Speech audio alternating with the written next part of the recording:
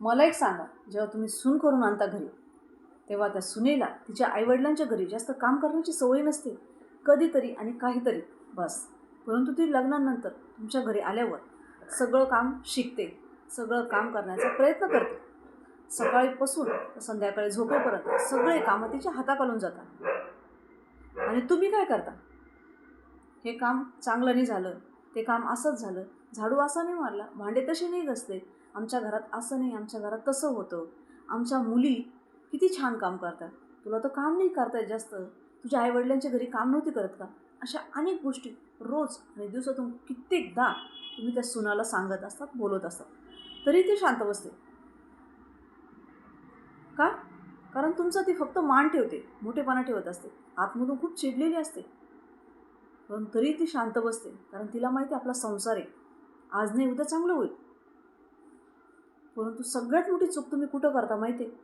तुम्ही तुमच्या सुनाची बरोबरी इतर बायांबरोबर करता.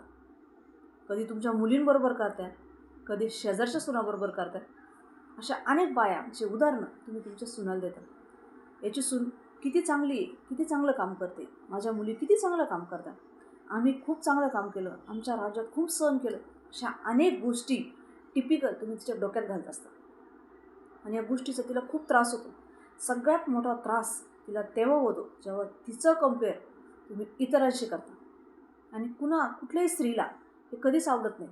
आपण सगळं काम करतो, घरातली छोट्यापासून तर मोठ्यापर्यंत सगळे कामं आपल्या हाताखालून जातात, तरी आपल्या घरचे लोक आपल्या कामाची रिस्पेक्ट करत नाहीत. याच्याने काय होतं माहिती आहे का?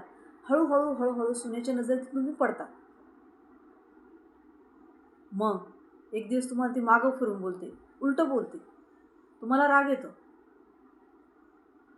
तुमच्या शब्दाला शब्द द्यायला ती चालू करते. काही दिवसांनी तुम्ही काय बोलता? माझी सून खूप हट्टी आहे, खूप भांडखोर आहे. परंतु ती अशी अगोदर होती का? याचा विचार करा. भांडखोर हट्टी तुमच्या घरी आल्यानंतरच होती ती, कारण हे सगळं करायला तुम्ही प्रवृत्त करता. हे सगळं थांबवा, तुमची सुने तुमच्याबरोबर चांगलं राहील. आणि सगळ्यात महत्त्वाचं, तिचं कंपेअर इतरांशी करू नका. ती जे काम करते ना त्याची रिस्पेक्ट करा, मान करा, कारण ती शिकत असते. म्हणून म्हणते, आपल्या सुनेचं कंपेअर कुणाबरोबर करू नका. जे आहे त्याच्यात गोड माना आणि संसार चांगला चालवा.